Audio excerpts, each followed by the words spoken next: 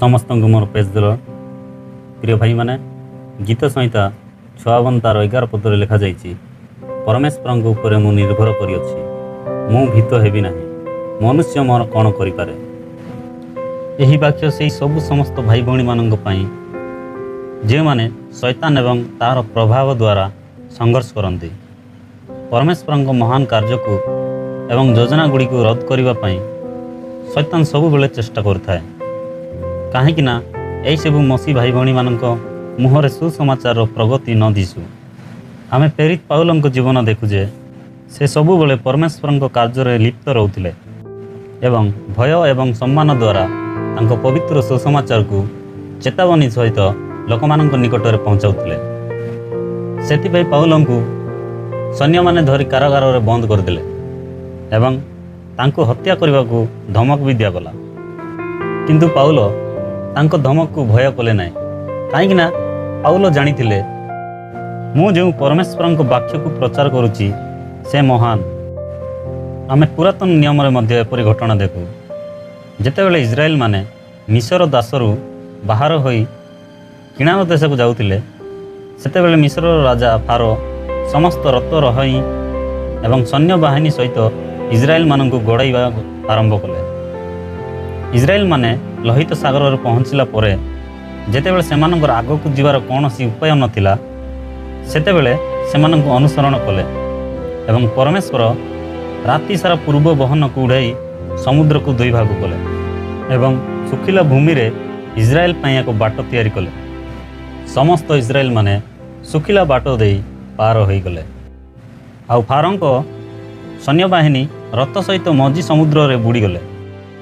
तेणु आमे ये देखुजे मिस्र राजा फारों सैन्य माने इस्राएल रो कौन सी अनिष्ट करि पारले नाही कारण परमेश्वर सेमानंक सहित थिले। प्रिय भाई और भौणी माने जो मैंने परमेश्वर उपर भरोसा रखती सेमानंकु केही कौन सी अनिष्ट करि परिबो नाही जलंता अग्नि भी सेमानंको केश जलाई परिबो नाही। प्रिय भाई और भौणी माने मु आपण मानंकु आज एक प्रकृत घटना शेयर करने चाहूँगी। गोटे गाँव रे परमेश्वर दास थिले एवं से दास से गाँव रे प्रचार करुथिले एवं किछि लोक थिले तांको पसंद करि नथिले एवं तांको विरोध करुथिले। से गाँव रे एक टीप कूओ खोला जाइतिला किंतु बहुत गभीर अनुसंधान करिवा परे मध्य कौनसी जल बाहरी नथिला। सेतिरे तांको विरोधी मान जाई तांको पचारिले तुमरो परमेश्वर सत्य जीवंत परमेश्वर ताहेले एही बोरबल रु पानी बाहर करी देखाओ तेबे आमे जानिबु जे तुमरो परमेश्वर जीवंत परमेश्वर।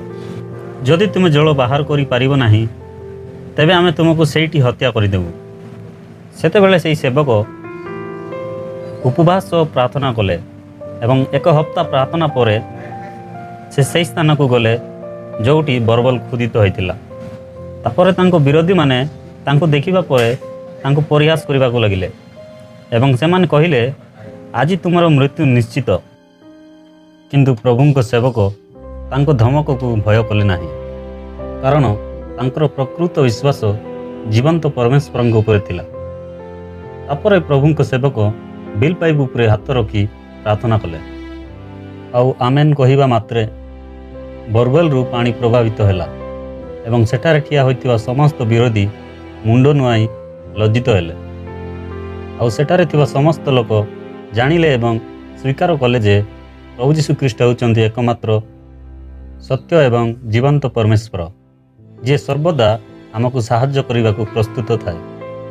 सेतिपाई रोमियो 8:31 पदरे पाउल कहती जदि ईश्वर आम मान सपक्ष तेबे आम मान विपक्ष किए।